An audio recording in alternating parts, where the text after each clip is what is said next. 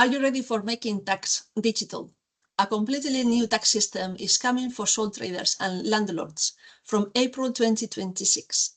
Most people are not prepared, but if you miss the deadline, you could end up with penalties. Welcome. I'm Maria Semper. I'm a qualified licensed accountant. I run MSG Accountancy, an accountancy practice that helps women-led agencies and consultants save tax, be compliant with HMRC without stress, and be on top of their finances. So in this webinar, I will explain what the changes are and when they will be in place, whether you will fall under the new tax system, what to do and how to get ahead of the coming changes, what happens if you don't file, and how to avoid if you want to do it and not go ahead with this new tax system. So I will get straight into explaining what the changes are. So you might have heard from other sources many things happening. Until recently, HMRC didn't give us like a clear guidance, and right now we start to understand what and how everything works. So currently, if you are a sole trader or a landlord, you will be used to submitting your tax self-assessment once a year to HMRC. So if you do it online, the deadline would have been the 31st of January. And if you do it on paper, the deadline, it would be like a bit earlier in October. So with the changes, sole trader and landlords are expected to file 5 submissions each year, 4 quarterly, and then a final one, which is similar to the self-assessment that we are actually filing at the moment. So the 4th quarterly submissions are for reporting basis only. And I want to make clear that one. There is no payment expected. It's only for reporting basis. So the 5th one, it will be the one that is similar to the self-assessment, and it will have the same outcome, which is calculate your tax liability and then make a payment. Be aware that the payment due date and the whole process is going to be the same. So there will be a payment on account and a balancing amount. So that is not going to change. So HMRC claims this will make things easier for individuals because they can spread their workload over the course of the year. But actually, I think it's going to be a huge admin burden for businesses because it's a massive behavioral shift from actually submitting once a year, now having to do it 5 times in a year with different timelines, with different deadlines, and with different things to remember. So if you don't actually file on time, that will incur points and potentially incur penalties as well. So basically, or most of all, it's a behavioral shift. So say, for example, when things are changing for the tax year 26-27, and I mean April 2026 to April 2027, this is how it's gonna work. So each quarter, say it will start in April to June, the submission deadline would be the 7th of August 2026 for the tax year 26-27. July to September, the 7th of November 2026. October to December, the 7th of February 2027. And then January to March, the 7th of May 2027. These are the quarters. And then we have the final submission, the 31st of January 2028. So as you can see, it's quite packed with deadlines, submissions, and things to remember. The submission deadline is always 1 month and 7 days after the quarter end, on the 7th day. It's similar to the Making Tax Digital VAT, but this is something that perhaps it's not affecting at the moment to many sole traders.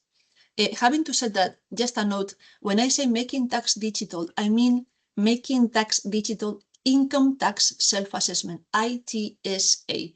Just to make it a bit more concise or short, I just call it MTD, which is coming now in March, but that would be like the proper full name: Income Tax Self-Assessment, Making Tax Digital. So who is affected? anybody, any sole trader and landlord that have both combined over a total income of £50,000 for the year 24-25, you might have filed already your 24-25 tax, so you might know if you already are above or below the threshold. If not, you might have an idea. But the deadline for that one, it will be January the 31st. So by that time, you already know if you're already above the threshold or not. So if that's the case, you need to follow the system after or in April 2026. Now, if your income in 25-26 tax year is above the threshold of the 30,000, and I will explain what total income means, you will need to follow the rules in April 2027. And if the total income is over 20,000 for the 26-27 tax year, then it goes April 2028. So what I mean by total income? Total income means the sales or the turnover, not the profit, not after expenses. So for example, if there is somebody who is selling, say, they are selling a service and they get paid through Stripe. So you can see that there are Stripe fees and you will get the net amount in your bank account. So that wouldn't be the income. The income would be before the Stripe fees, if it makes sense. And when I say total income, I mean any businesses that a sole trader might have, they might have more than one, plus any rental properties. So all together combined. As an example of that, there is one, for example, one business owner who has one business and they are making £35,000 income that tax year. And then they happen to have a property that they are actually renting that one, and they make £16,000 in that year. So in that, for that particular sole trader and landlord, which might be the same person, they are making a total income of £51,000. Therefore, they will need to follow the actual rules in 2026, April 2026. This is what total income means. So you need to make sure that you are recording your income expenditure digitally. No more paper receipts, no more scribbles behind the papers or Excel spreadsheet, no more I will wait until January, because January it comes now 4 times a day. I mean 4 times a year. So it's no more I will wait. It's quite full on, I would say, the system. The other thing that you need is you have to get a software that is compatible with HMRC Making Tax Digital system.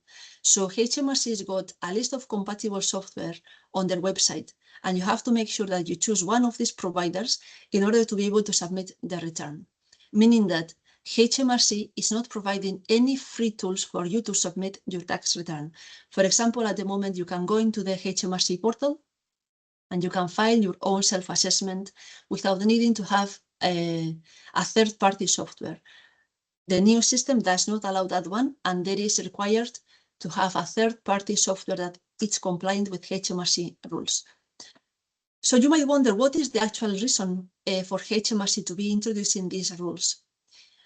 Because I think we can all agree that it's not going to make any easier for anybody, especially business owners who are already busy running their businesses. So HMRC have said that they expect to generate an extra £780 million tax revenue from this new system. I think, and we can guess that this is why perhaps they want to push this new system forward. At the moment, you can sign voluntarily for MTD, but it would be for testing purposes, so you can be prepared for what is coming. If you have an accountant, they can actually sign you as well, and they can actually act as your agent on your behalf. So you don't have to worry about actually going and signing for MTD. So what happens if you don't file?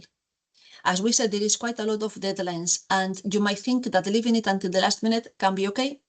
Well, let me tell you that ignoring it or burying your head in the sand can cost you more than taking action, and can cost you like late filing penalties, late payment interests, and so on and so forth. So this Making Tax Digital introduces a new point-based penalty system for late submissions. Every time you miss a submission, you earn 1 penalty point. Once you hit the threshold, which is 4 points, then HMRC charges a £200 fine.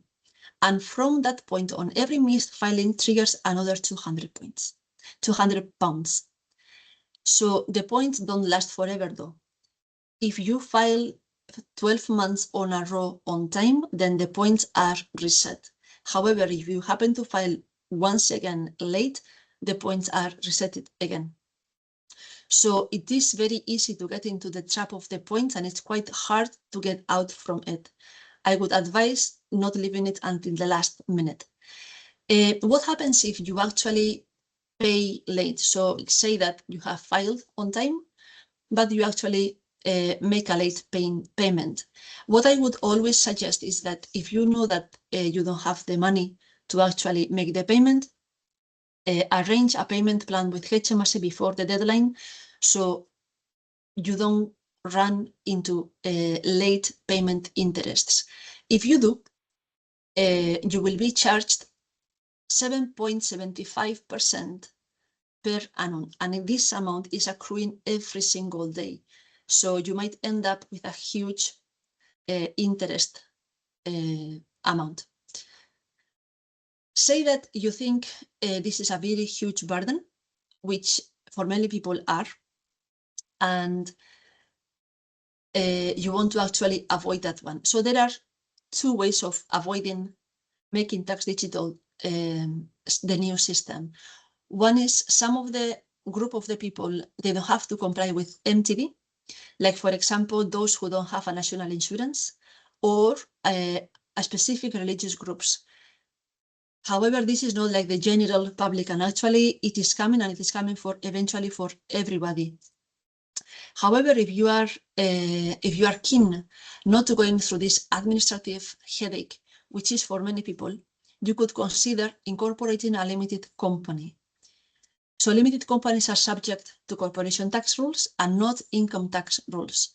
Companies have to submit a corporation tax every year, and they have a payment once a year, compared to the sole traders, which have a payment of 2 times a year and the payment on account. So that could be an option to consider. Always talk to an accountant or just book an appointment if you would like to go ahead this route. It might be like more tax efficient for you, or perhaps more or less headache and more simplistic. So it's something to consider, and something that many people are actually switching from sole trading to limited company. Right, I think we are coming to an end of this webinar, and as I said, it lasts about 15 minutes. So I will leave now. I will open out the floor for questions, any comments, anything that is crossing your mind you would like to get that answered. Yeah, I will say thank you very much for joining, for making the time. If you want to reach out later on, in any time, that's my contact, my phone number, and I will share the webinar, this recording, later on with yourselves. And if you happen to know anybody who's actually can benefit from it,